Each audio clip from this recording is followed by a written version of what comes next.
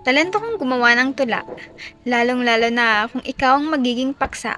Paksa sa damdamin kong nangungulila, kaya ngayon, makinig ka sa aking panimula. Talento kong magpanggap na masaya, lalo na kapag kasama mo siya.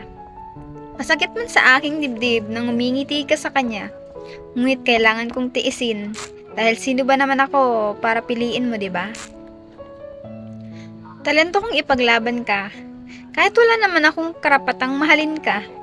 Ipaglalaban kita kahit ako'y nahihirapan na. Ganyan kita kamahal, aking sinta. Talento kong maging tanga, kahit ako ay pinagtatabuyan mo na, hindi ko ito alintana. Dahil gusto kong ipamukha sa'yo ang salitang mahal kita. At higit sa lahat, talento kong magbulag-bulagan. Magpapanggap na hindi ako nasasaktan.